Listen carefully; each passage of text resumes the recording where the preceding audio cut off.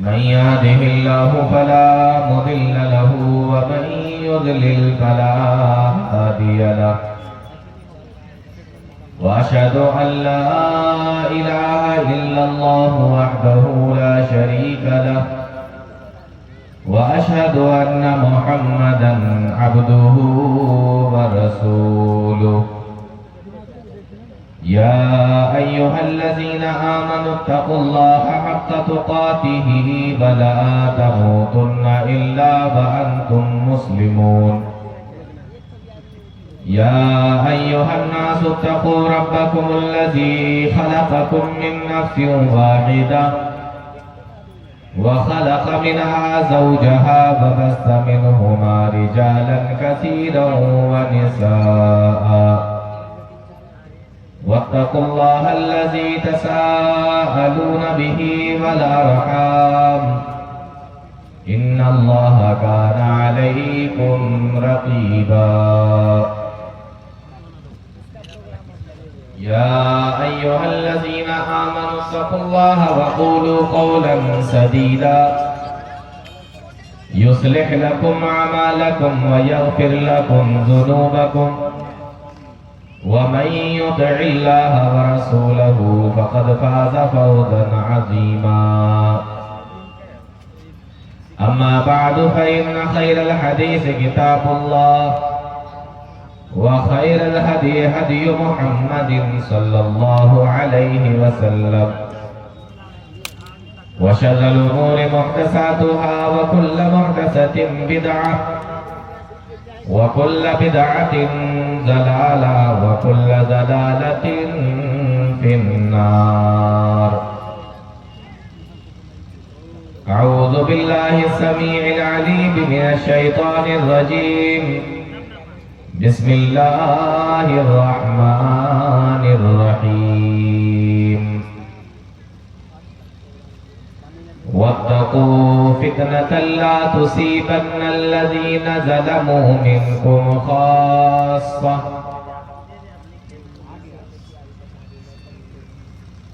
جناب صدر محترم معزز علماء کرام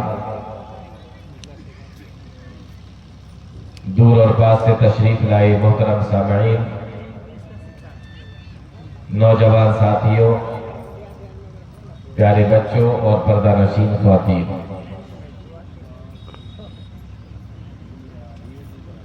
آج کے اس جلسے میں جس موضوع پر میں بات کرنا چاہتا ہوں وہ ہے موجودہ زمانے کے فتنے دور حاضر کے فتنے فتنہ ایک ایسا لفظ ہے جو بہت بولا جاتا ہے ہم اپنی بات چیت میں بھی اس لفظ کا استعمال کرتے ہیں معنی سمجھ میں آئے یا نہ آئے لیکن ہم بھی بولتے ہیں کہ یہ فتنہ ہے تو آج اسی چیز کو سمجھیں گے کہ فتنہ کیا ہوتا ہے فتنہ کس کو کہتے ہیں قرآن و حدیث کے اندر فتنے کے تعلق سے کیا بیان کیا گیا ہے فتنہ ہمارے لیے اچھا ہے یا برا اور اس فتنے سے بچنے کی وجہ اور کس طریقے سے بچا جا سکتا ہے ان چیزوں کے اوپر آج ہم اپنے اس مختصر وقت میں غور کرنے کی کوشش کریں سب سے پہلے آپ فتنے کو سمجھ لیجئے کہ فتنہ کس کو کہتے ہیں قرآن کریم کے اندر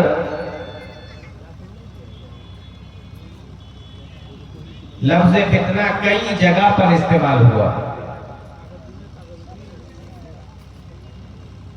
اور الگ الگ معنی میں استعمال ہوا لیکن اس کا جو بنیادی معنی ہوتا ہے یا یوں کہہ لیجئے کہ اس کا جو مشہور معنی فتنے کا مشہور معنی ہوتا ہے امتحان اور آزمائش.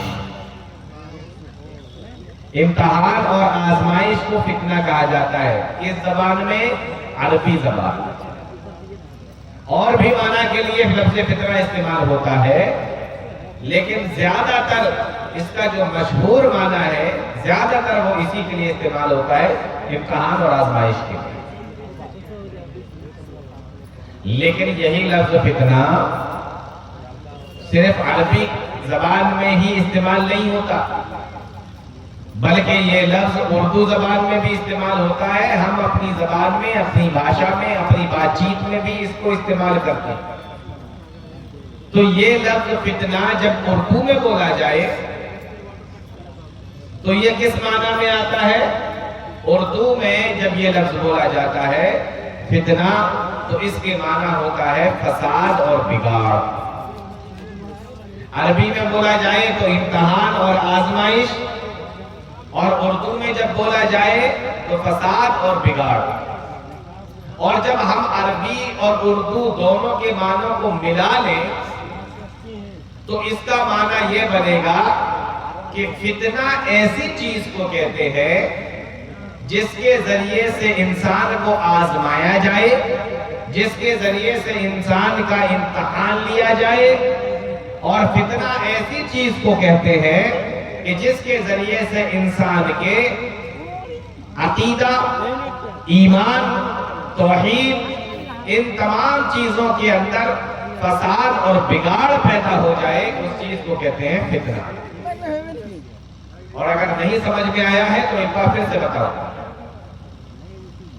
جس چیز کے ذریعے سے انسان کے ایمان اور عقیدے کا امتحان ہو وہ فتنہ ہے، اور جس چیز کے ذریعے سے انسان کے ایمان اور عقیدے کے اندر فساد اور بگاڑ پیدا ہو جائے اس کو بھی فتنہ کہا جاتا ہے. دونوں معنی کے لیے لفظ استعمال ہوتا ہے. اب ایک چیز اور یہ سمجھ لیجئے، ہم یہ سمجھتے ہیں کہ جو اچھی چیزیں ہوتی ہیں وہ فتنہ نہیں ہو سکتی، جو بری چیزیں ہوں گی صرف وہی فتنہ ہوگی، ہم یہ سمجھتے ہیں. لیکن جب ہم قرآن کو دیکھتے ہیں، قرآن کو پڑھتے ہیں تو ہمیں پتہ چلتا ہے کہ انسان کے لیے اچھی چیز بھی فتنہ بن سکتی ہے اور انسان کے لیے بری چیز بھی فتنہ بن سکتی ہے. فتنے کے معنی ہم نے بتا دیا، بار بار اس کا معنی ہم آپ کو نہیں بتائیں گے، لیکن یہ لفظ بار بار تقریر میں آئے گا تو آپ سمجھ لیجئے دوبارہ سے کہ فتنہ کہتے ہیں کہ جس کے ذریعے سے انسان کا امتحان ہو، جس کے ذریعے سے اس کی آزمائش ہو، اور جس کے ذریعے سے انسان کے ایمان اور عقیدہ اور عمل صالح کے اندر فساد اور بگاڑ پیدا ہو جائے، اس کو فتنہ کہا جاتا ہے. تو میں آپ کو یہ بتا رہا تھا کہ فتنہ صرف وہ چیز نہیں ہے کہ جس کے ذریعے سے جو اچھی چیز ہو تو وہ فتنہ نہیں، اور جو بری چیز ہے وہ فتنہ، ایسا نہیں ہے. اچھی چیز بھی فتنہ بن سکتی ہے اور بری چیز بھی فتنہ بن سکتی ہے. یہ کیسے پتا چلا؟ یہ قرآن کریم نے ہمیں بتایا. اللہ تعالیٰ فرماتا ہے انما اموالکم و اولادکم فتنہ. او لوگو، بے شک تمہارا مال اور تمہاری اولادیں تمہارے لیے فتنہ ہے. اب بتائیے، مال کوئی بری چیز ہے؟ مال اللہ تعالیٰ کی نعمت ہے کہ نہیں؟ اولاد کوئی بری چیز ہے؟ اولاد اللہ تعالیٰ کی نعمت ہے کہ نہیں؟ اور کتنی بڑی نعمت ہے. لیکن یہاں پر اس آیت کے اندر اولاد کو فتنہ بتایا جا رہا ہے. تو آپ یہ سمجھ لیجئے کہ صرف اچھی چیزیں فتنہ نہیں ہوں گی اور بری چیزیں فتنہ ہوں گی، ایسا نہیں ہے. اچھی چیزوں کے ذریعے سے بھی انسان کو آزمایا جا سکتا ہے اور بری چیزوں کے ذریعے سے بھی انسان کو آزمایا جا سکتا ہے. اچھی چیزیں بھی انسان کے ایمان اور عقیدے کے اندر بگاڑ پیدا کر سکتی ہے اور بری چیزیں بھی بگاڑ پیدا کر سکتی ہے. تو صرف بری چیزیں فتنہ ہو، اچھی چیزیں فتنہ ہو، ایسا نہیں. پھر سے سنیں قرآن کریم کی آیت. اللہ تعالیٰ فرماتا ہے انما اموالکم و اولادکم فتنہ.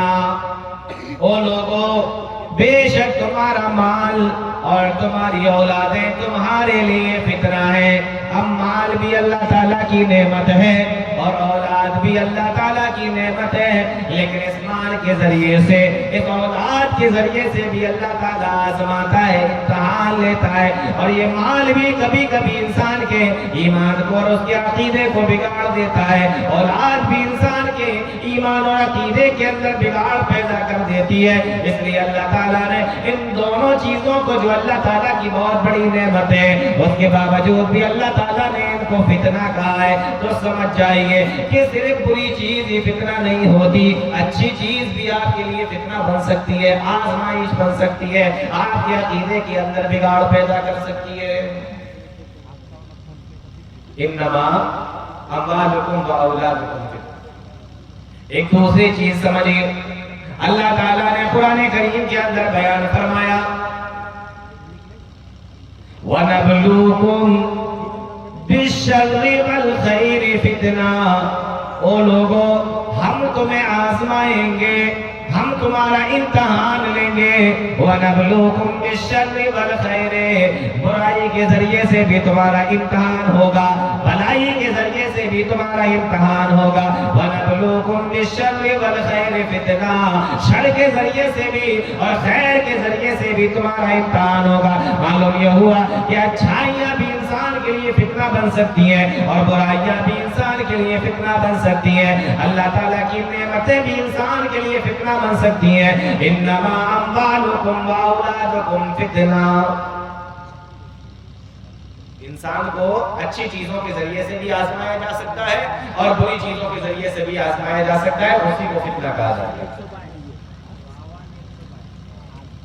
آئیے ذرا دیکھیے کہ اللہ کے نبی صلی اللہ علیہ وسلم نے اس فتنے کے تعلق سے کیا بیان فرمایا۔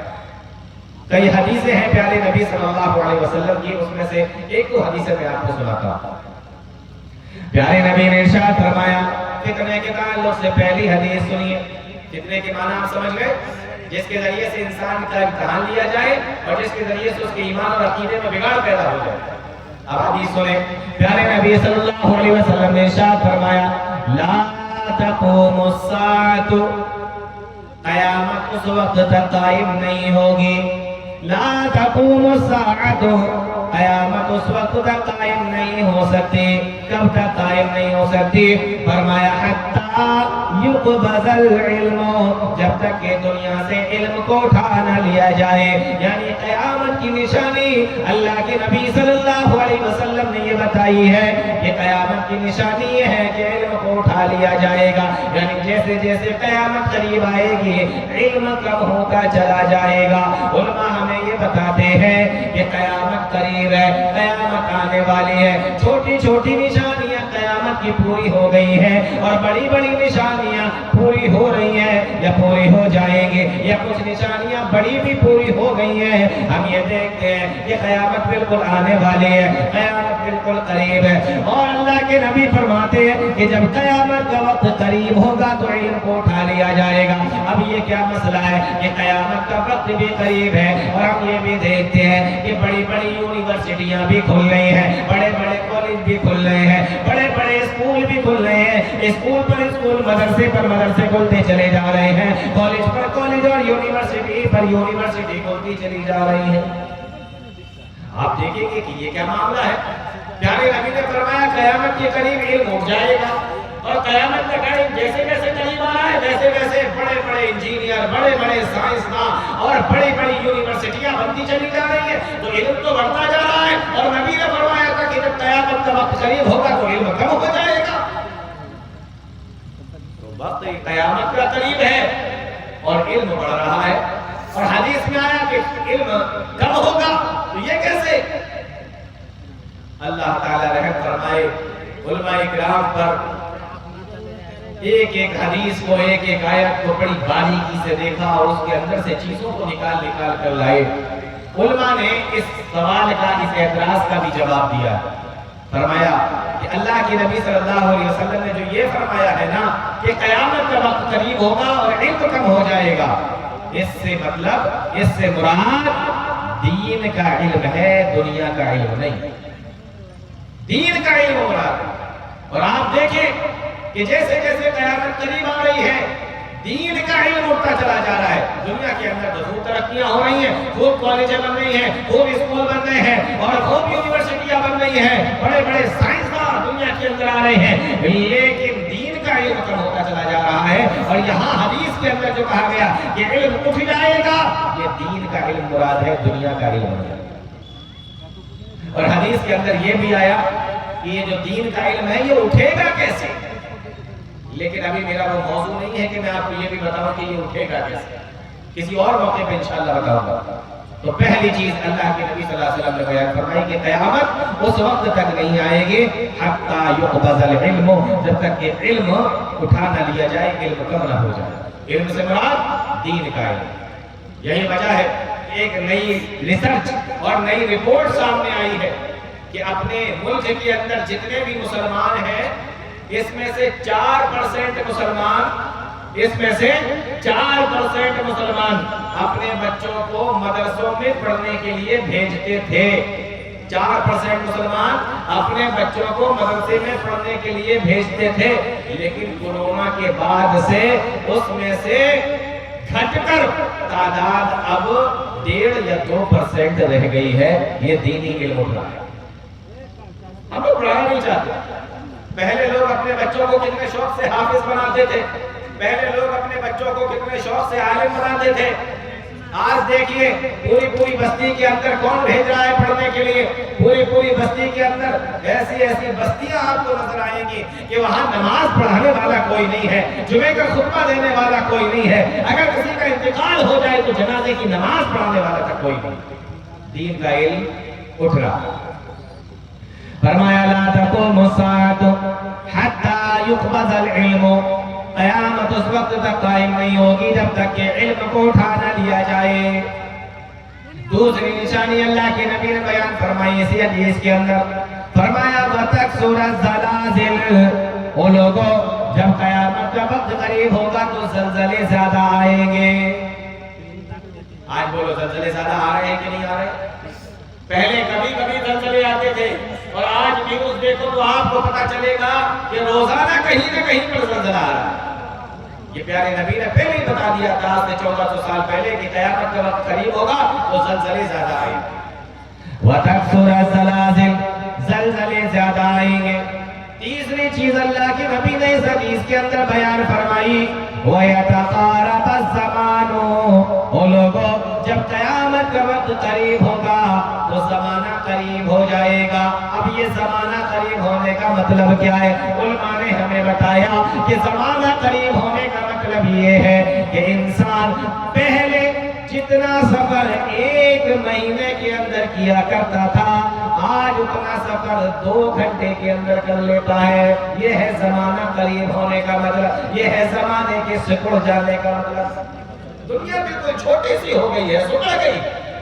ایک مطلب تو یہ ہے کہ جتنا سفر پہلے 1 مہینے کے اندر لوگ کیا کرتے تھے آج 2 گھنٹے کے اندر اتنی دوری پر پہنچ جاتے ہیں. یہ زمانہ قریب ہونے کا مطلب. اور دوسرا معنی علماء نے یہ لکھا ہے زمانہ قریب ہونے کا مطلب یہ ہے کہ جب قیامت کا وقت قریب آئے گا تو دن چھوٹے ہونے لگیں گے. آج دیکھو 1 دن 1 گھنٹے کے برابر نظر آتا ہے, 1 گھنٹے کے برابر لگتا ہے, 1 ہفتہ 1 دن کے برابر لگتا ہے, اور 1 مہینہ 1 ہفتے کے برابر لگتا ہے. پتہ ہی نہیں چلتا کب سال گزر گیا, پتہ ہی نہیں چلتا کب مہینہ گزر گیا, پتہ ہی نہیں چلتا کہ کب ہفتہ گزر گیا, پتہ ہی نہیں چلتا کہ کب دن گزر گیا. معلوم ہی نہیں ہو پاتا اتنی تیزی کے ساتھ میں وقت گزرتا جا رہا ہے. فرمایا وَيَتَقَارَبَ الزَّمَانُ, جب قیامت کا وقت قریب ہوگا تو زمانہ سے بڑھ جائے گا, وقت قریب ہو جائے گا, زمانہ قریب ہو جائے گا.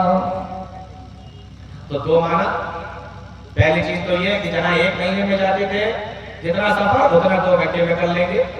اور دوسرا معنی یہ کہ دن پتہ نہیں لگے گا. یہاں جو بزرگ بیٹھے ہوئے ہیں ان سے پوچھئے کہ پہلے آپ کہیں کام پر جب جایا کرتے تھے جس کے پاس میں سائیکل ہے وہ سائیکل سے جاتا تھا, اور جس کے پاس میں سائیکل بھی نہیں ہوتی تھی اس زمانے میں وہ پیدل جاتا تھا, اور دن بھر کام کر کے شام کو واپس آتا تھا. عصر کا ٹائم ہو رہا ہوتا تھا, سورج اور دھوپ نکلی ہوئی ہوتی تھی, سارا کام نپٹا کے گھر پہ واپس آ جاتا تھا اور پیدل جاتا تھا. آج کسی جوان سے پوچھو گھر سے جب وہ نکلتا ہے اپنی موٹر سائیکل استعمال کرتا ہے، موٹر سائیکل کو لے کر جاتا ہے، موٹر سائیکل کو اسٹارٹ کرتا ہے اور کسی ایک کام کو کرنے کے لیے گیا، اور جب واپس لوٹ کر آتا ہے تو مغرب کی اذانیں ہو چکی ہوتی ہیں، شام ہو چکی ہوتی ہے۔ آج ایک کام موٹر سائیکل سے جا کر آپ کر رہے ہیں تو نہیں نپٹا پا رہے ہیں۔ پہلے لوگ پیدل جاتے تھے، سائیکل سے جاتے تھے اور کام نپٹا کر کئی کام نپٹا کر بازار سے واپس آ جایا کرتے تھے، اور دھوپ نکلی ہوئی ہوتی تھی، سورج نکلا ہوا ہوتا۔ یہ ہے زمانہ قریب ہونے کا مطلب۔ پہلے اتنا بڑا دن لگتا تھا، اب اتنا چھوٹا دن لگنے لگا۔ اور تیسرا معنی علماء نے یہ بیان کیا زمانہ قریب ہونے کا کہ پہلے چٹھی اور خط لکھا جاتا تھا، تجاؤ خط کو خط بھیجا جاتا تھا، ایک مہینے میں دو مہینے میں خط پہنچتا تھا، اور یہ بھی نہیں معلوم کہ پہنچے گا بھی کہ نہیں پہنچے گا، کبھی 6 مہینے میں خط پہنچتا تھا، ایسا بھی ہوتا تھا۔ لیکن آج زمانہ اتنا قریب ہو گیا ہے، زمانہ اتنا سمٹ گیا ہے کہ آپ اپنے موبائل پر ایک میسج لکھیے، ایک بٹن دبائیے، موبائل کا، کمپیوٹر کا، لیپ ٹاپ کا، اور پوری دنیا کے اندر چند سیکنڈ کے اندر وہ سارا آپ کا میسج ساری دنیا کے اندر پہنچ جاتا ہے۔ یہ ہے زمانہ قریب ہونے کا۔ تو تیسری نشانی زمانہ قریب ہو جائے گا۔ زمانہ قریب ہونے کا مطلب میں نے آپ کو بتا دیا۔ چوتھی نشانی سنیں، فرمایا اللہ کے نبی صلی اللہ علیہ وسلم نے لا تقوم الساعۃ، قیامت اس وقت تک قائم نہیں ہوگی۔ کب تک قائم نہیں ہوگی؟ فرمایا وتظہر الفتن، یہ میرے موضوع سے تعلق رکھتا ہے یہ ٹکڑا۔ فرمایا وتظہر الفتن، قیامت اس وقت تک نہیں آئے گی، قیامت اس وقت تک قائم نہیں ہوگی۔ وتظہر الفتن، جب تک یہ فتنوں کا ظہور نہ ہو جائے، فتنے نہ آ جائے۔ قیامت کا جب وقت قریب ہوگا، فتنے زیادہ سے زیادہ آنے لگیں گے، فتنے زیادہ ہو جائیں گے، فتنے زیادہ بڑھ جائیں گے۔ لا تقوم الساعۃ، قیامت اس وقت تک قائم نہیں ہوگی۔ وتظہر الفتن، جب تک کہ فتنوں کا ظہور نہ ہو جائے، فتنے نہ آ جائیں۔ فتنے کا مطلب یعنی ایسی چیزیں آئیں گی قیامت کے وقت میں، قیامت کے قریب، جو انسان کی ایمان کو بگاڑ دے، انسان کے عقیدے کو بگاڑ دے۔ ایک اور حدیث سنیں فتنوں کے تعلق سے۔ پیارے نبی صلی اللہ علیہ وسلم نے ارشاد فرمایا، فتنوں کے تعلق سے ایک دوسری حدیث سنیے، فرمایا ستکون فتن، ستکون فتن، ان قریب فتنے آئیں گے۔ کون کہہ رہا ہے؟ اللہ کے نبی صلی اللہ علیہ وسلم بیان فرما رہے، ستکون فتن، ان قریب فتنے آئیں گے۔ کب بتایا تھا؟ 1400 سال پہلے۔ فرمایا ستکون فتن، ان قریب فتنے آئیں گے۔ جب فتنے آ جائیں گے تو فتنوں کے زمانے میں ہمیں کیا کرنا ہے، اس کو بھی اللہ کے نبی صلی اللہ علیہ وسلم نے اس حدیث کے اندر بیان فرما دیا۔ فرمایا جب فتنے آئیں گے، فرمایا القاعد فیہا خیر من القائم، والقائم فیہا خیر من الماشی، والماشی فیہا خیر من الساعی۔ فرمایا اللہ کے نبی صلی اللہ علیہ وسلم نے فتنوں کے زمانے میں بیٹھنے والا آدمی کھڑے ہونے والے سے بہتر ہے، اور کھڑے ہونے والا آدمی چلنے والے سے بہتر ہے، اور چلنے والا آدمی بھاگنے والے سے بہتر ہے۔ کیا مطلب ہے اس حدیث کا؟ کہ فتنوں کے زمانے میں بیٹھنے والا آدمی کھڑے ہونے والے سے بہتر ہے، اور پھر کھڑے ہونے والا چلنے والے سے، اور چلنے والا بھاگنے والے سے، دوڑنے والے سے بہتر ہے۔ کیا مطلب ہے اس حدیث کا؟ مطلب یہ ہے، علماء نے بیان فرمایا کہ جب فتنوں کا زمانہ آئے تو جو پیارے نبی نے فرمایا کہ بیٹھا رہنے والا فتنوں کے زمانے میں یہ بہتر ہے کھڑے ہونے والے سے، اس کا مطلب یہ ہے کہ آپ فتنوں کی طرف نہ جائیں۔ اگر آپ بیٹھے ہیں تو بیٹھے رہیں، کھڑے ہیں تو چلے نہیں، اور چل رہے ہیں تو دوڑے نہیں، یعنی آپ فتنوں کی طرف نہ جائیں، اپنے آپ کو فتنوں کی طرف نہ ڈھکیلیں، آپ اپنے آپ کو فتنوں کی طرف لے کر نہ جائیں۔ ہمارے بہت سارے نوجوانوں کو اور بہت سارے بھائیوں کو ایسا لگتا ہے کہ ہمارے اوپر کوئی فتنہ اثر نہیں کر سکتا، ہمارے دین اور ایمان اور عقیدے کو کوئی فتنہ نہیں بگاڑ سکتا، لیکن میرے بھائیوں ایسا نہیں ہے۔ آج دیکھو کتنے لوگوں کو جو اپنے دین کو بدل رہے ہیں، اپنے مذہب کو بدل رہے ہیں، دھرم کا پریورتن کر رہے ہیں۔ کتنے لوگ دنیا کے ڈر کی وجہ سے، کتنے لوگ دنیا کے لالچ کی وجہ سے، اور کتنے لوگ خاص طور سے ہماری مائیں بہنیں اور ہمارے سماج کی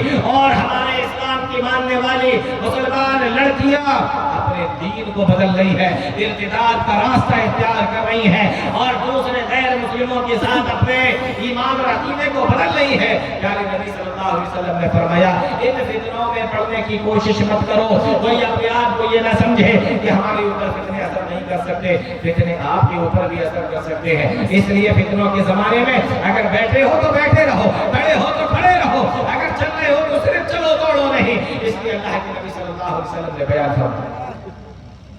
بہت سارے لوگوں کو دیکھو سوشل میڈیا کا استعمال کرتے ہیں، انٹرنیٹ چلاتے ہیں، یوٹیوب چلاتے ہیں، کسی کی بھی تقریر سننے لگتے ہیں، کسی کی بھی تقریر سننے لگتے ہیں، کسی کی بھی تقریر نکالے کے سننے لگیں گے، مولانا صاحب ہاں بولتا بہت بڑھیا، لگتا بہت اچھا، کیا بولتا ہے نہیں پتا، کہاں سے بولتا ہے نہیں پتا، یہ کون ہے بولنے والا نہیں پتا، کس کا ایجنٹ ہے نہیں پتا، کہاں سے آیا نہیں پتا، اس کی جڑیں کہاں پہ گئی ہوئی ہیں، اس کی جڑیں کہاں سے نکلتی ہیں نہیں پتا، بس بولتا اچھا ہے۔ اب وہ بول بول کر آپ کو چاہے نبی کے خلاف کر دے، وہ چاہے بول بول کر آپ کو اسلام کے خلاف کر دے، چاہے وہ بول بول کر آپ کو صحابہ کے خلاف کر دے، آپ سن رہے ہیں کیوں؟ کیونکہ وہ بولتا بڑا اچھا ہے۔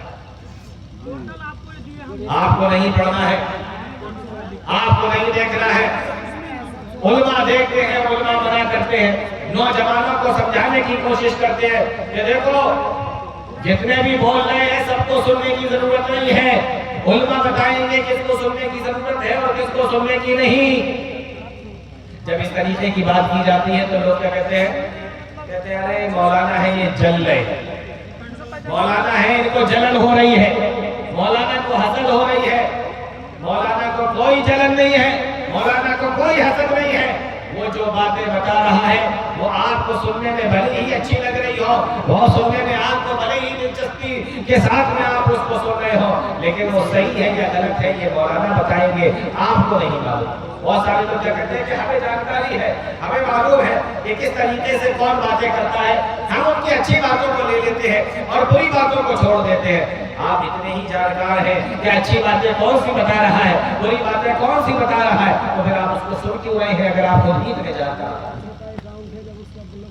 لیکن میرے بھائیو کبھی کبھی ایسا ہوتا ہے کہ آپ کو بتانے والا 10 باتیں بتاتا ہے اور ان 10 باتوں کے اندر 9 باتیں تو صحیح بتائی اور ایک بات اس نے غلط بتائی، لیکن اگر اللہ نہ کرے ایسا ہو جائے کہ جو بات اس نے غلط بتائی ہے، جو شک اس نے آپ کے دل کے اندر ڈالا ہے، جو اسلام کے خلاف اعتراض اس نے آپ کے دماغ میں ڈالنے کی کوشش کی ہے، وہ آپ کے دماغ سے چپٹ گیا، وہ آپ کے دل سے چپٹ گیا، تو کہیں آپ کا ایمان نہ لے جائے، آپ کا عقیدہ نہ لے جائے، آپ کی جنت کو برباد نہ کر دے۔ اس لیے میرے بھائیوں علماء سمجھاتے ہیں، علماء منع کرتے ہیں کہ کس کو سننا ہے کس کو نہیں سننا ہے، یہ علماء فیصلہ کریں۔ مثال کے طور پر کسی انسان نے آپ کو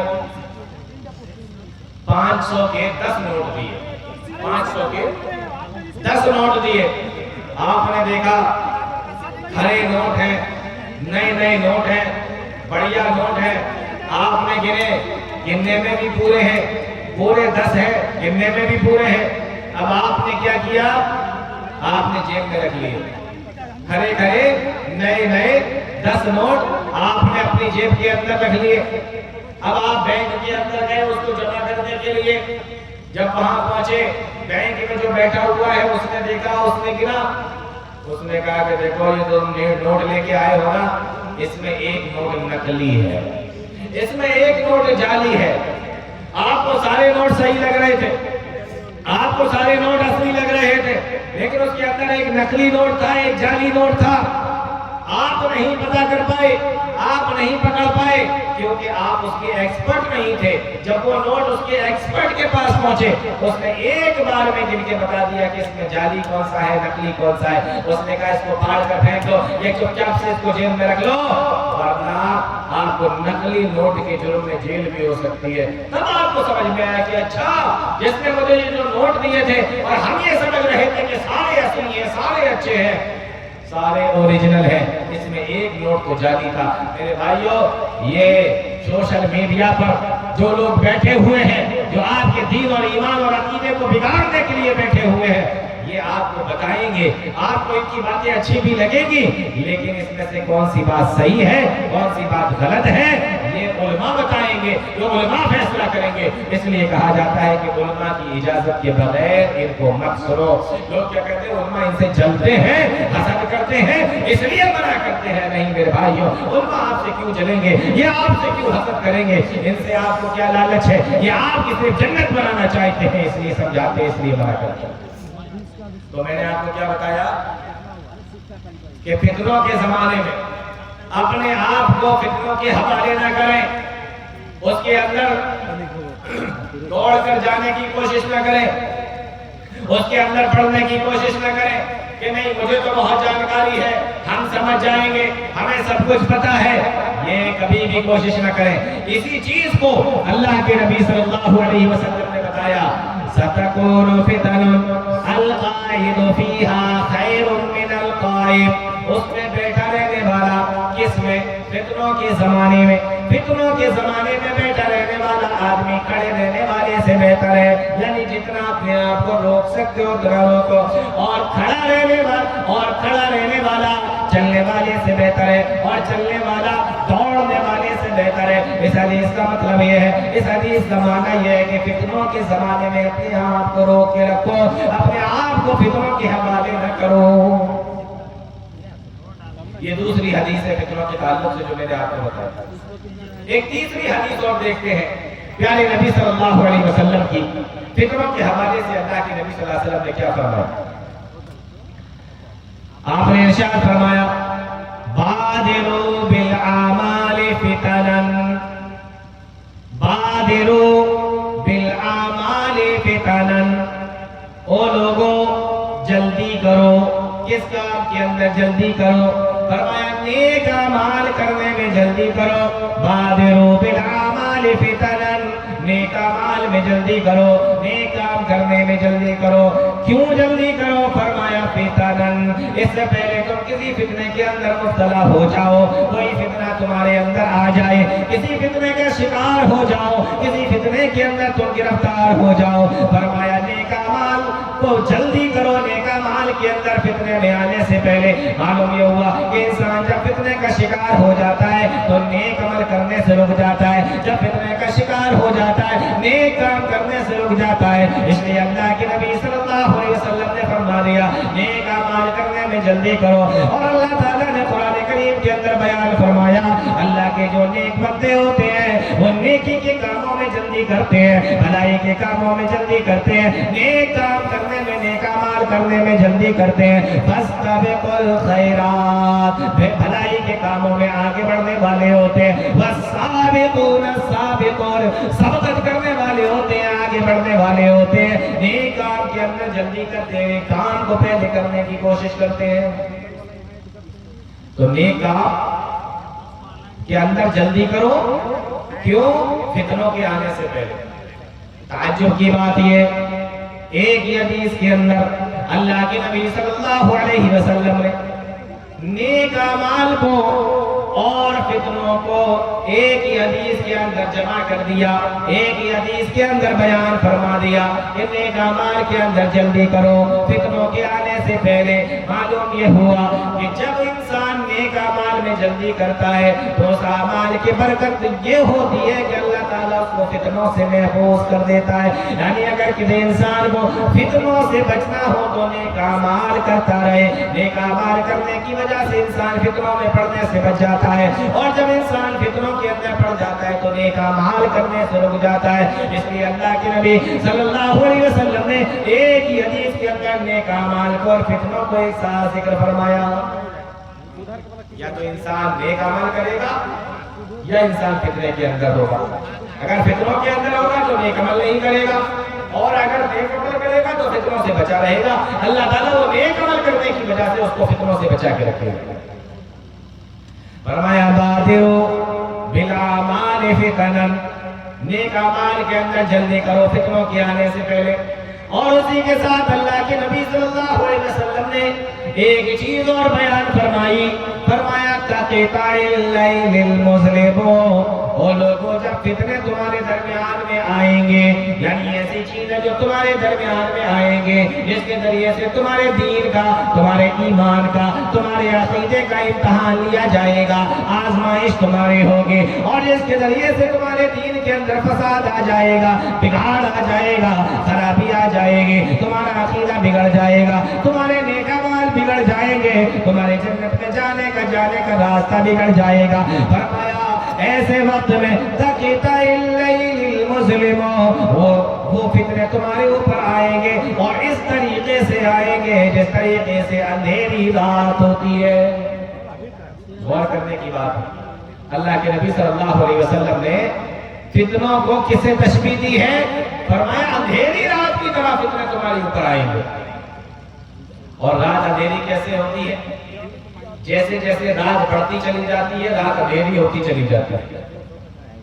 جب رات بالکل شروع ہوتی ہے تو ہلکا ہلکا اجالا ہوتا ہے، پھر دھیمے دھیمے کر کے جس طریقے سے ٹائم بڑھتا چلا جاتا ہے، اندھیرا پھیلتا چلا جاتا ہے، اور ایک وقت ایسا آتا ہے اتنا اندھیرا ہو جاتا ہے، اتنا اندھیرا ہو جاتا ہے اندھیری رات کے اندر کہ انسان اس اندھیرے میں اپنا ہاتھ بھی دیکھنا چاہے تو اس کو ہاتھ نہیں دکھائی دیتا، کبھی کبھی اتنا اندھیرا ہو جاتا ہے۔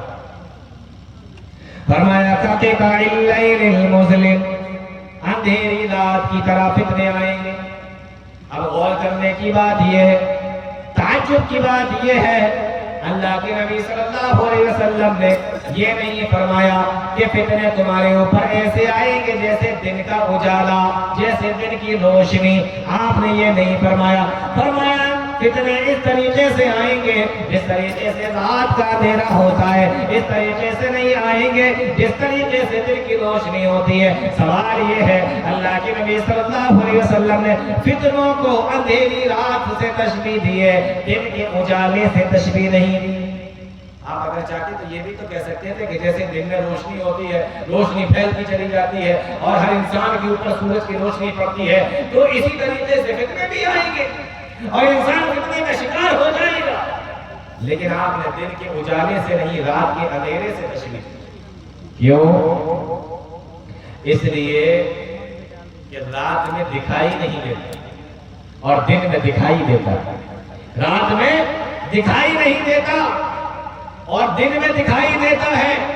اسی طریقے سے فتنے ہیں کہ آپ فتنوں کا شکار ہو بھی جائیں گے، فتنے آپ کے اوپر آ بھی جائیں گے، فتنے آپ کے ایمان اور عقیدے کو بگاڑیں گے بھی، اور جس طریقے سے رات میں دکھائی نہیں دیتا، اسی طریقے سے آپ کو فتنوں کا اندازہ بھی نہیں ہوگا کہ آپ فتنے کا شکار ہو چکے ہیں، آپ کا ایمان بگڑ رہا ہے، آپ کا عقیدہ بگڑ رہا ہے، آپ کے نیک اعمال بگڑتے چلے جا رہے ہیں، آپ کو اس بات کا اندازہ بھی نہیں ہوگا۔ جیسے رات کے اندھیرے میں دکھائی نہیں دیتا، اسی طریقے سے انسان فتنے کا شکار بھی ہوگا اور اس کو پتہ بھی نہیں ہوگا۔ ہم یہ سوچیں کہ ہم فتنے کا شکار نہیں ہو سکتے، ایسا نہیں ہے۔ تو اللہ کے نبی صلی اللہ علیہ وسلم نے اندھیری رات سے تشبیہ دی۔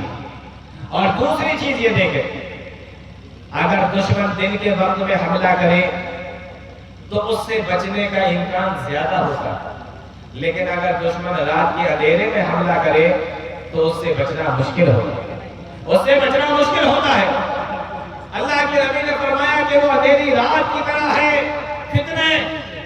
کیا مطلب یہ ہے کہ کس طریقے سے دشمن دن میں اگر حملہ کرے تو بچنے کا امکان زیادہ ہوتا ہے، لیکن رات کے اندھیرے میں اگر کوئی حملہ کرے آپ کے اوپر، آپ کو کیا پتا کہاں سے حملہ ہو رہا ہے اور کہاں سے مار رہا ہے، آپ کو اندازہ نہیں ہو سکتا۔ اسی طریقے سے پیارے نبی صلی اللہ علیہ وسلم نے فرمایا کہ رات کے اندھیرے تمہارے اوپر حملہ کریں گے، اور جیسے رات کے اندھیرے میں دشمن سے بچنے کا امکان کم ہوتا ہے، دشمن کا حملہ شدید ہوتا ہے، ہمیں دکھائی نہیں دیتا، اسی طریقے سے فتنوں سے بچنے کے امکان بھی کم ہوتا ہے۔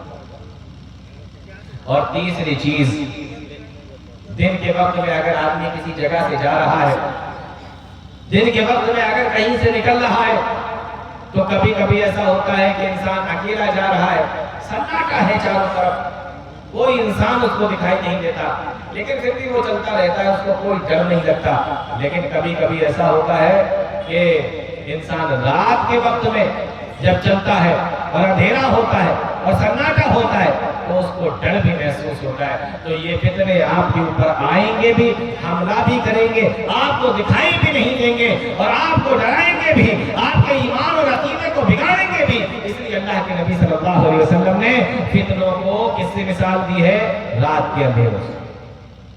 اب اگر کوئی یہ سوچے کہ ہم فتنوں کے اندر تو پڑ جائیں گے لیکن فتنے ہمارا کچھ بگاڑ نہیں پائیں, فتنوں سے ہمیں کوئی فرق نہیں پڑے گا, تو اللہ کے نبی صلی اللہ علیہ وسلم نے اس کے بارے میں بھی بتا دیا کہ جو لوگ فتنوں کا شکار ہوتے ہیں ان کا حال کیا ہوتا ہے.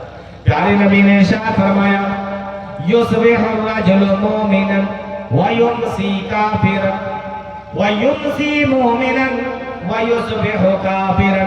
اللہ کے نبی صلی اللہ علیہ وسلم نے ارشاد فرمایا فتنے انسان کی زندگیوں کے اندر اس طریقے سے آئیں گے, ان کے ایمان کو ایسے بگاڑیں گے, ان کے ایمان اور عقیدے کو اس طریقے سے بگاڑ کے رکھ دیں گے کہ ایک انسان صبح کے وقت میں مومن ہوگا اور شام کے وقت میں کافر ہوگا, اور شام کے وقت میں کافر ہوگا, صبح کے وقت میں مومن ہو جائے گا. یعنی اس طریقے سے اثر انداز ہوں گے کہ صبح کے وقت میں مومن ہے تو شام کو کافر, اور شام کو مومن ہے تو صبح کو کافر. یعنی اس کو پتہ ہی نہیں چلے گا کہ وہ کس وقت مومن ہے اور کس وقت وہ کافر ہے. آپ دیکھیں نا لوگوں کو, ایمان بدلنا, عقیدہ بدلنا, دھرم بدلنا ایک طریقے کا ایک اسٹائل بن چکا ہے لوگوں کا. یہ سمجھ میں نہیں آیا تو یہ کر لو, یہ سمجھ میں نہیں آیا تو وہ کر لو, یہ دین سمجھ میں نہیں آ رہا تو یہاں چلے جاؤ, یہ عقیدہ سمجھ میں نہیں آ رہا ہے تو وہاں چلے جاؤ. آج لوگ لالچ کی وجہ سے یا محبت کی وجہ سے یا اسی طریقے سے ڈر کی وجہ سے اپنا ایمان, اپنا عقیدہ کتنے طریقے سے چینج کرتے ہیں. پیارے نبی نے فرمایا فتنے میں پڑنے والا آدمی صبح کے وقت میں مومن تو شام کے وقت میں کافر, اور شام کے وقت میں مومن تو صبح کے وقت میں کافر. اور کبھی کبھی انسان بہت بڑی قیمت کی وجہ سے نہیں بلکہ مختصر اور معمولی چیزوں کی وجہ سے بھی بے ایمان ہو جاتا ہے, بہت معمولی چیزوں کی وجہ سے بھی اپنے ایمان کو سے ہاتھ دھو بیٹھتا ہے. اس لیے پیارے نبی صلی اللہ علیہ وسلم نے فرمایا کہ معمولی چیزوں کی وجہ سے بھی انسان اپنے ایمان اور عقیدے کو بدل دے گا. یہ فتنے کا معاملہ ہے میرے بھائی. تو یہ تیسری حدیث ہے. پیارے نبی صلی اللہ علیہ وسلم نے ارشاد فرمایا. ایک اور حدیث دیکھیں اسی فتنوں کے تعلق سے. پیارے نبی صلی اللہ علیہ وسلم فرماتے ہیں یوشک ان یکون خیر مال المسلم غنم. عن قریب ایک زمانہ ایسا آئے گا یوشک ان یکون خیر مال المسلم غنم. ایک زمانہ ایسا آئے گا کہ مسلمان کا بہترین مال غنم, بکریاں ہوں گی. یعنی ایک وقت ایسا آ جائے گا دنیا کے اندر فتنے اتنے زیادہ ہوں گے, اتنے زیادہ ہوں گے کہ اپنے ایمان کو, اپنے عقیدے کو بچانا مشکل پڑ جائے گا, اپنے دین اور اپنے ایمان کی حفاظت کرنا مشکل ہو جائے گا. اتنے زیادہ فتنے. اور آج دیکھیں دنیا کے اندر کس کس شکل میں فتنے موجود ہیں. اللہ تعالیٰ نے مال کو بھی فتنہ کہا, اولاد کو بھی فتنہ کہا, پھر یہ بھی بتایا کہ اچھائی کے ذریعے سے بھی آزمایا جائے گا اور برائی کے ذریعے سے بھی آزمایا جائے گا. اور یہ بھی کہ انسان کو کبھی اللہ تعالیٰ دے کر بھی آزماتا ہے اور کبھی لے کر بھی آزماتا ہے. آپ اپنے گھر کے اندر دیکھیں, اپنے سماج کے اندر دیکھیں, اپنے شہر اور اپنے ملک کے اندر دیکھیں, کتنی چیزیں ایسی ہیں جس کی وجہ سے انسان فتنے کا شکار ہوتا چلا جاتا ہے. اور ایک زمانہ ایسا آئے گا کہ فتنے بہت ہوں گے, دین کو بچانا مشکل ہو جائے گا, ایمان کو بچانا مشکل ہو جائے گا, عقیدے کی حفاظت مشکل ہو جائے گی. پیارے نبی نے کیا فرمایا یوشک ان یکون خیر مال المسلم غنم. انسان کا سب سے بہترین مال بکریاں ہوں گی, اور ان بکریوں کا وہ کیا کرے گا؟ فرمایا فطروں سے بچنے کے لیے, اپنے ایمان کی حفاظت کے لیے, دین کی حفاظت کے لیے, اپنے عقیدے کی حفاظت کے لیے وہ انسان پہاڑوں کی چوٹیوں پہ چلا جائے گا, اور پہاڑوں کی چوٹیوں پہ چلا جائے گا, وہیں پہ رہنے لگے گا, بکریاں چرائے گا, اور بکریاں چرا کر انہیں کا دودھ پیے گا, اپنی زندگی گزارے گا, اور انہیں پہاڑ کی چوٹیوں پہ وہ اللہ اللہ کرے گا, دین دین پر عمل کرے گا، نیک عمل کرے گا، انسان دنیا کے اندر اس کو اپنے ایمان کی، اپنی عقیدے کی حفاظت کرنا اتنا مشکل ہو جائے گا، ہر طرف اتنے ہی فتنے پھیلے ہوئے ہوں گے، انسان اپنے ایمان اور عقیدے کی حفاظت نہیں کرتا۔ آج آپ دیکھیں اپنے سماج کے اندر، آج آپ دیکھیں اپنے قرب و جوار کے اندر کتنے طریقے کے فتنے آپ کو مل جائیں گے، جس کے ذریعے سے انسان کا ایمان، اس کا عقیدہ۔ ہمارے اور آپ کی جیبوں کے اندر موبائل رکھا ہوا ہے، ہمارے اور آپ کے پاس میں موبائل ہے، اس موبائل کے ذریعے سے اگر آپ چاہیں تو اس کا صحیح استعمال کر سکتے ہیں، اور اگر آپ چاہیں تو آپ اس کا غلط استعمال کر سکتے ہیں، اور یہی آپ کا غلط استعمال کرنا خود آپ کا موبائل آپ کے لیے فتنہ بن جائے گا۔ آج دیکھیں نا، لوگوں کو قرآن پڑھنے کی فرصت نہیں ہے، لیکن موبائل کے اوپر جو میسج آتے ہیں ان کو پڑھنے کا ٹائم ہے، واٹس ایپ کے اوپر جو میسج آتے ہیں وہ پڑھنے کا ٹائم ہے ان کے پاس، لیکن قرآن پڑھنے کا ٹائم نہیں ہے۔ تو یہ ہمارا موبائل خود ہمارے لیے فتنہ بن گیا۔ آج اذانیں ہو رہی ہیں، نماز کا ٹائم ہو رہا ہے، اور ہمارے نوجوانوں کو دیکھو، کبھی کبھی تو دیکھنے میں یہ بھی آتا ہے، یہ مسجد کے دروازے پر بیٹھے ہوتے ہیں اور موبائل نکال کر کوئی ویڈیو دیکھ رہا ہے، کوئی ریل چلا رہا ہے، کوئی گانے سن رہا ہے، اور اسی طریقے سے کوئی اس کے اندر گیم کھیل رہا ہے۔ وہی موبائل اس کے لیے فتنہ بن چکا ہے، اور اس کو نیک اعمال سے دور کر رہا ہے، نماز سے دور کر رہا ہے، اور اس کو مسجدوں کے قریب جانے سے دور کر رہا ہے، مسجدوں کے اندر نماز پڑھنے سے دور کر رہا ہے۔ موبائل آپ اسی طریقے سے غور کریں تو آپ کو پتا چلے گا کہ کتنی چیزیں ہیں جو ہمارے ایمان کو خراب کرنے کے لیے ہیں، جو ہمارے عقیدے کو بگاڑنے کے لیے ہے۔ آج دنیا آپ کے ایمان کو، آپ کے عقیدے کو، آپ کے ایمان اور عقیدے کو بگاڑنے کے لیے اور اس کو خراب کرنے پر تلی ہوئی ہے میرے بھائیوں۔ اسی چیز کو اللہ کے نبی صلی اللہ علیہ وسلم نے بتایا تھا کہ ایک زمانہ ایسا آئے گا کہ انسان کا سب سے بہترین مال بکریاں ہوں گی، اور اس کو لے کر پہاڑوں پہ چلا جائے گا۔ کیوں؟ اس لیے کہ دنیا میں رہتے ہوئے اپنے ایمان کی اور اپنی عقیدے کی حفاظت کرنا اس کے لیے مشکل ہوگی۔ میری مائیں بہنیں اگر پروگرام میں آئی ہوں تو ایک ان کے حوالے سے بھی ایک فتنے کا ذکر کر دیتے ہیں۔ کتنی تیزی کے ساتھ دنیا کے اندر بے حیائی کا فتنہ پھیلتا چلا جاتا ہے، ٹیلی ویژن کے ذریعے سے، موبائل کے ذریعے سے، انٹرنیٹ کے ذریعے سے کس طریقے سے ہمارے گھروں کو، ماں بہنوں کو کس طریقے سے لوگوں نے ان کو اپنے چنگل میں پھانسا، اور کس طریقے سے ان کو بے حیائی کی طرف دھکیل دیا۔ گھروں کے اندر ٹیلی ویژن لگا ہوا ہے، وہاں سے سیکھ رہی ہیں، گھروں کے اندر موبائل ہے، وہاں سے سیکھ رہی ہیں، سیریل دیکھ رہی ہیں، وہاں سے سیکھ رہی ہیں، اور ویسے ہی رہنے کی کوشش کر رہی ہیں، ویسے ہی کپڑے لے کے آ رہی ہیں، ویسے ہی کپڑے پہننے کی کوشش کر رہی ہے۔ بے حیائی کا فتنہ آج ہمارے سماج کے اندر آ گیا۔ یہ بھی ایک فتنہ ہے جس سے انسان کا ایمان اور عقیدہ بگڑ رہا ہے، جس سے اس کے نام اعمال، جس سے اس کے نیک اعمال بگڑتے چلے جا رہے ہیں۔ یہ بھی ایک فتنہ ہے، بے حیائی کا فتنہ۔ پیارے نبی صلی اللہ علیہ وسلم نے کیا فرمایا بے حیائی کے تعلق سے؟ اللہ کے نبی ارشاد فرماتے ہیں، اذا لم تستحی فاصنع ما شئت۔ او لوگوں، جب تمہارے اندر حیا ہی نہ رہے، جس انسان کے اندر حیا نہیں رہتی پھر وہ جو چاہے کرتا ہے، اس کو اپنی بے حیائی کے اندر بھی اسٹائل نظر آتا ہے، اس کو اپنی بے حیائی کے اندر بھی کارنامہ نظر آتا ہے۔ پیارے نبی نے فرمایا کہ جب تمہارے اندر حیا نہ رہے، جب تمہارے اندر حیا ہی نہ ہوگی، فاصنع ما شئت، تو جو تم چاہو گے کرتے پھرو گے۔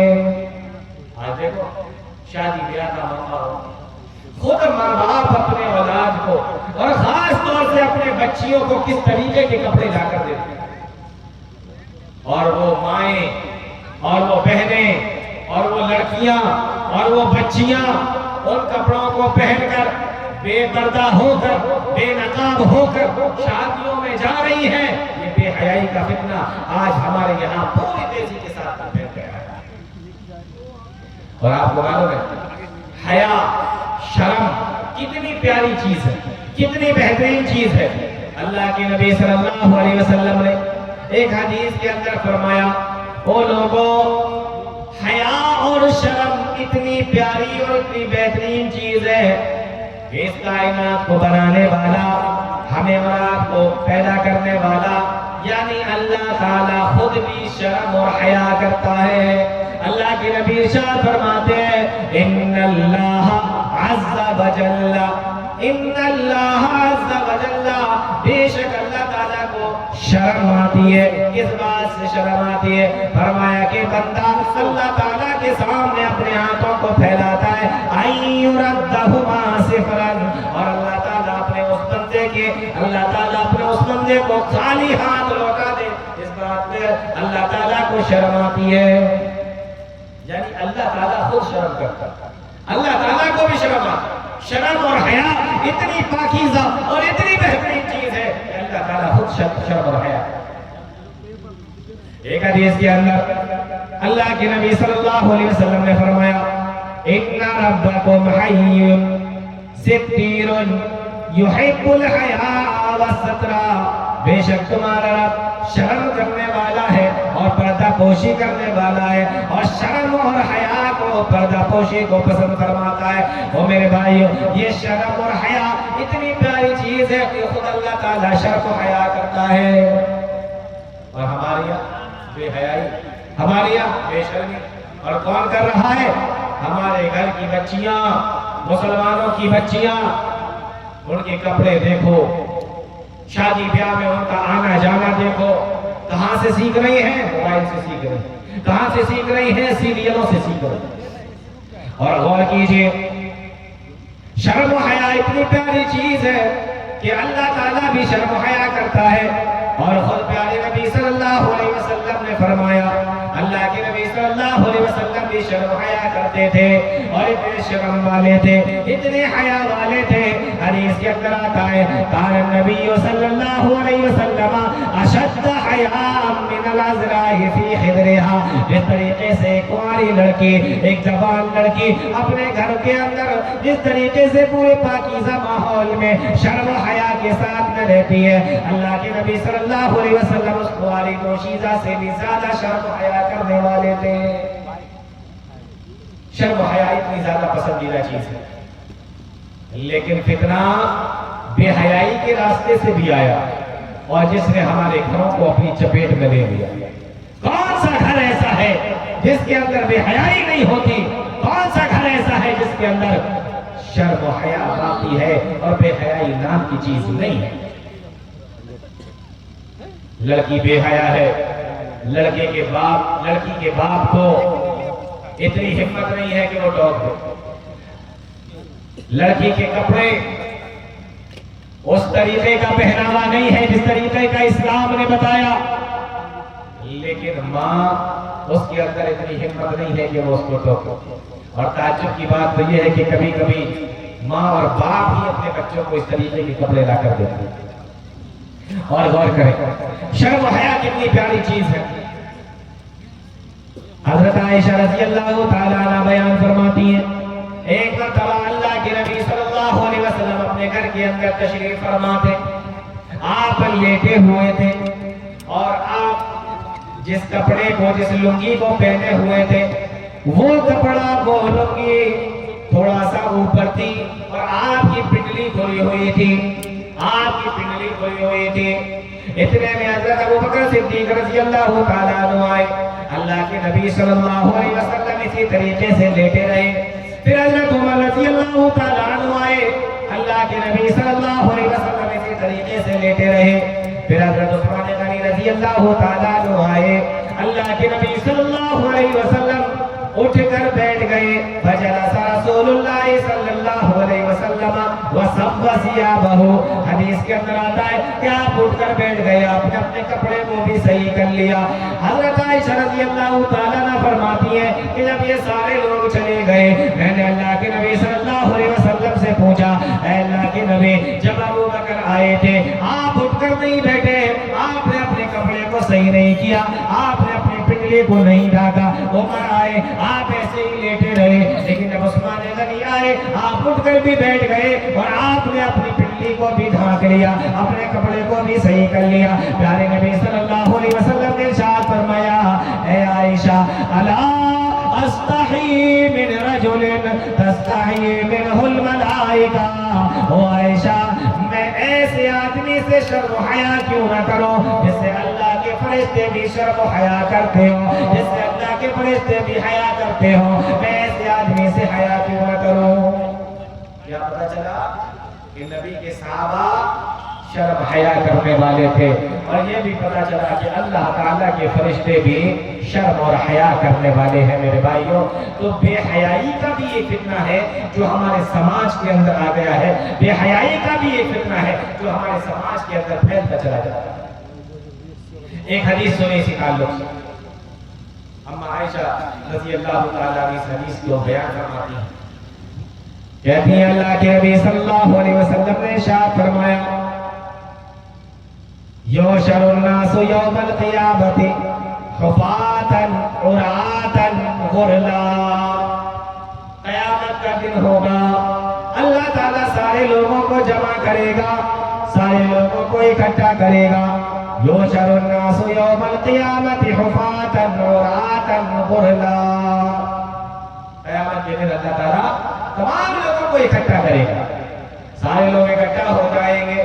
پیارے نبی نے ارشاد فرمایا, حفاتن, ننگے پیر ہوں گے, عراتن, ننگے بدن ہوں گے, غرلا, اور بغیر ختنے کے ہوں گے. قیامت کے دن سارے لوگ, کسی کے بدن پر کوئی کپڑا نہیں ہوگا. اللہ کے نبی صلی اللہ علیہ وسلم نے جب اس چیز کو بیان فرمایا, اما عائشہ نے جب یہ سنا کہ قیامت کے دن سارے کے سارے لوگ اکٹھا ہوں گے اور سارے برہنہ ہوں گے, کسی کے بدن کے اوپر کوئی کپڑا نہیں ہوگا, اللہ کے نبی صلی اللہ علیہ وسلم نے قیامت کی سختیوں کے بارے میں بہت ساری مرتبہ اور بہت مرتبہ اللہ کے نبی نے بتایا.